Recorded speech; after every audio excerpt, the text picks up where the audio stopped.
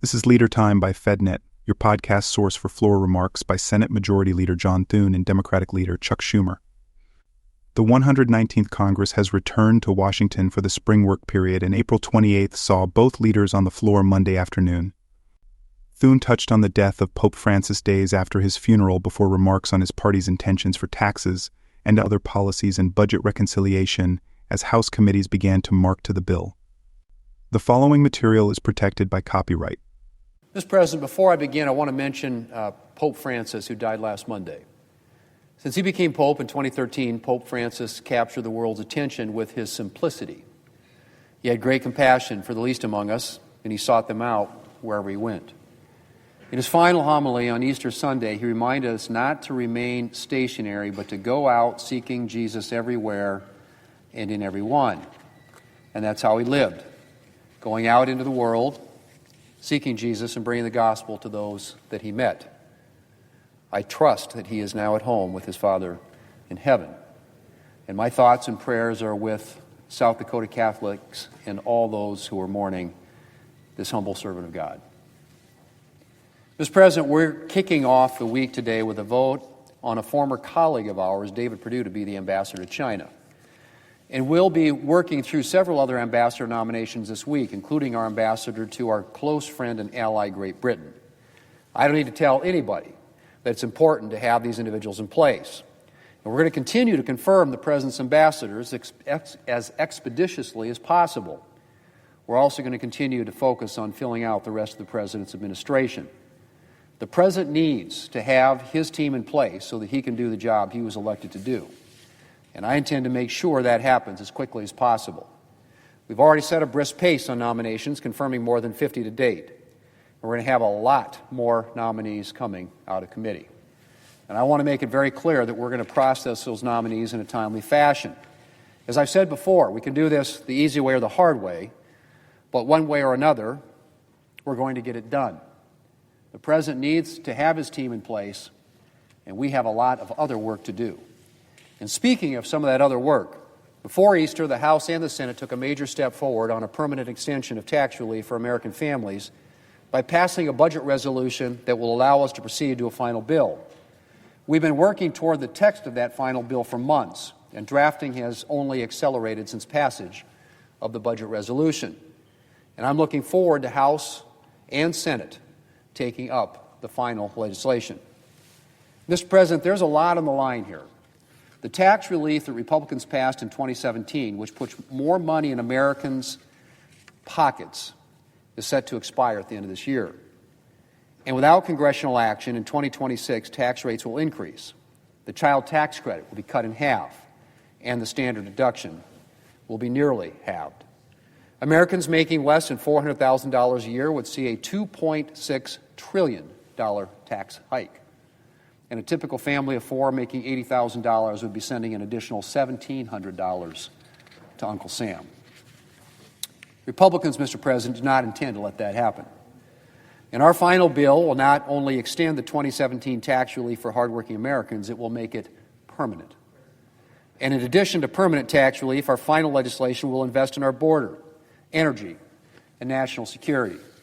All three have suffered in recent years under the Biden administration. And Republicans are committed to securing our border, unleashing America's abundant energy resources, and ensuring that our military has the resources it needs to deter and defeat any threat. Finally, our legislation will also include substantial savings measures as we take a hard look at how we spend taxpayer dollars and work to get our country on a more sustainable fiscal path. Work on drafting this legislation continues. As we consider nominations, measures to repeal burdensome Biden administration regulations and other legislation on the floor, off the floor, we are getting ever closer to a final bill. And, Mr. President, it's going to be great. Schumer discussed the first 100 days of the second Trump administration and more. Well, Mr. President, last week, our dear friend, the senior senator from Illinois and the Senate Democratic whip, announced he will not seek re-election next year. I'll have a lot more to say about Dick Durbin, one of my close friends, and someone I roomed with for close to 2 decades before he departs. But for now, let me say just this. Senator Durbin has left an indelible mark on the Senate, on our caucus, on Illinois, and on all of America. He's been a champion for justice, helped Senate Democrats confirm a record number of federal judges last Congress. He's been a tireless advocate for Illinois families and people in need. And he's been a close and trusted member of my leadership team. I know Senator Durbin will spend every remaining minute of his term fighting for Illinois and America, fighting for justice. I look forward to fighting alongside him, as we always have, together. First 100 days. Well, this week, President Trump marks 100 days as president. It's been 100 days of hell for American families, for our economy, and for our democracy. The start of Donald Trump's second term has been the worst start of any president in modern times. He now has the lowest approvals any president has seen through his first 100 days since they started polling 80 years ago. Tomorrow night, Senate Democrats will take to the floor to highlight the disaster of Donald Trump's first 100 days. We will expose his broken promises. We'll expose his lies. We'll expose the ways he is threatening democracy. So we will take to the floor and expose Donald Trump as a disastrous president in his first 100 days. We ask America to listen. On the day he became president, Donald Trump promised a golden age for America. Today, that seems laughable. Instead of a golden age, what Americans have gotten is one of the most chaotic, corrupt, and harmful starts to a presidency in modern history.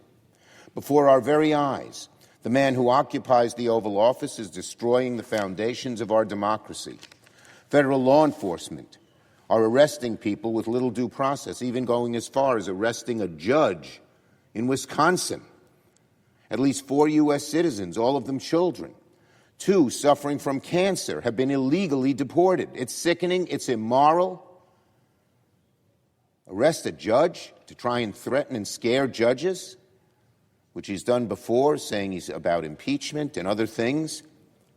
Freedom of expression, rule of law is under attack. Government has been weaponized against the free press, against academic and judicial independence, against anyone who might disagree with Donald Trump. Donald Trump doesn't want to be president of a democratic republic. He has said he wants to be a king or some kind of dictator. He said, "Let me be a dictator for one day." But his actions show he wants to be one for much longer. Meanwhile,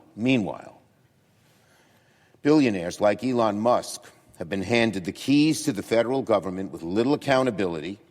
Donald Trump claimed he's a better president than George Washington, but he takes inspiration more from the likes of Viktor Orban or worse. So 100 days into Donald Trump's second term, what exactly do Americans have to feel good about? Is it that Donald Trump's trade war has pushed our country to the brink of recession? Is it that his tariffs will cost families an average of $4,700 annually? Is it that CEOs and business owners are warning about rising costs, empty shelves, and an economic downturn? Maybe it's that the Dow Jones is on track for its worst April since 1932. The truth is, Donald Trump's presidency is no golden age. It's a disaster. The worst start to a new administration in modern times. Americans are already fed up. Americans are already beginning to see that Donald Trump has betrayed them, that Donald Trump's campaign promises before he won election and his actions as president are almost in direct contradiction on issue after issue after issue. They are seeing that Donald Trump is not on their side. He's not on the side of working families. He's on the side of the billionaires. And we're all suffering for it. So for the last 2 weeks, what happened during recess corroborated all of this. For the last 2 weeks, my Democratic colleagues and I have seen Americans' frustration firsthand. During the Easter recess, I traveled from one end of my state to the other. I visited 6 of 7 congressional districts represented by Republicans in Congress in New York. And I spoke with small business owners, seniors, healthcare workers, veterans, local electeds, Republicans, Democrats, independents, people from all walks of life. People are anxious about tariffs driving up their costs, about inflation eroding their paychecks, and fearful for the future of Social Security. Last week, I met with the owner of a woman's clothing shop in Suffolk County, a well-known woman in Suffolk County, head of a very successful business, Tandy's Clothes, a longtime fan of the president. She said she proudly voted for him, right when I was standing there. But now she said her small business wouldn't be able to absorb the shock of a prolonged trade war, that her costs were already up 30%. This is a Donald Trump voter who's angry at these tariffs. No one I met over the last 2 weeks believed we were entering the golden age Donald Trump promised. Instead, I heard worry, I heard frustration from Republicans, I heard a lot of buyer's remorse. And Republican members from those districts I visited are nervous, worried, scared as could be. They know their voters don't agree with Trump, but they're too scared to buck him. In the upcoming reconciliation, we'll see what they do. Will they side with Trump against what Americans need and want, or will they have a little courage? We are very, very worried about the future of this country with so much at stake. So, let's talk about what's going to happen in the Senate in this period, in this work period. Now we're going to convene at the start of the work period, this pivotal work period. And this week, Republicans are expected to begin marking up the text of their reconciliation bill. With so many problems facing our country, with the threat of a recession on the horizon, with tariffs driving costs up, and Elon Musk taking a meat cleaver to Social Security, to veterans care, and to cancer research, what are Republicans in Congress spending their time on?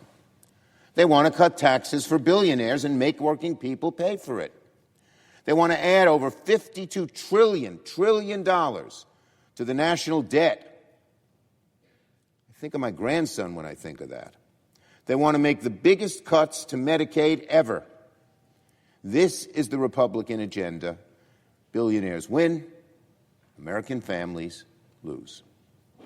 Republicans have gotten by so far with a bunch of empty and deceptive promises that none of the outrageous cuts they propose will come back to harm ordinary Americans. But their rhetorical runway is quickly going to run out. Soon they will have to show everyone the real details of their legislation, and it's not going to be pretty. Even if Republicans pass a fraction of the cuts they're proposing to Medicaid, it would devastate communities, urban, suburban, and particularly rural. The cost of health care would go up for those least to afford it. Health care workers would lose their jobs. Millions could lose coverage. And for what? So billionaires can pay less in taxes. It is a thoroughly revolting agenda. Democrats will vehemently oppose this bill and all the harmful elements of the Republican agenda at every opportunity. Tomorrow, as I said a moment ago, Senate Democrats will take to the floor to highlight the disaster of Donald Trump's first 100 days. On Wednesday, we'll take to the Senate steps and join in one voice with our House counterparts to decry the ways this president has already, only 100 days in, failed our country. In the coming weeks, we'll continue to oppose deeply unqualified nominees who have no business serving in government. We've seen that already, for instance, with the antics of Mr. Hegseth. We'll also fight Donald Trump's disastrous trade war. Soon the Senate will vote on bipartisan legislation I co-sponsored with Senators Wyden, Kaine, and Paul that nullifies Donald Trump's trade war. To nobody's surprise, the president's already threatened to veto this bill. Senate Republicans, who know how bad tariffs are for their states, should join us to nullify Donald Trump's trade war and ignore his veto threat. And if necessary, we should override the president's veto. These tariffs are so bad, and already pushing America into recession. Recession's an economic word for shrinking growth. But what does it mean to American families? More likely to lose a job, harder to find a new job, more likely to have prices go up and not be able to afford those price increases. Finally, Senate Democrats will do what Senate Republicans refuse to do: conduct oversight on this administration. We'll do it on our own. That means pushing for investigations into the leadership failures at the Pentagon. What Hegseth did there was horrible. It means pushing back against attacks on Social Security. It means resisting the defunding of public resources like PBS.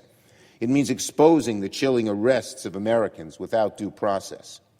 Day after day after day, we will hammer home the Republican agenda, and Americans will see the difference between Democratic unity and Republican disarray. It's no wonder Republicans are in such disarray. House Republicans fighting with one another, Senate Republicans fighting with one another, and Senate and House Republican leaderships not even on the same page. That's incredible. Why? Because their programs are so unpopular with the American people. Democrats are united in our mission to lower costs for families, protect health care, defend American democracy. Meanwhile, Republicans are at loggerheads with each other. As I said, House Republicans are fighting among themselves. Senate Republicans are fighting among themselves.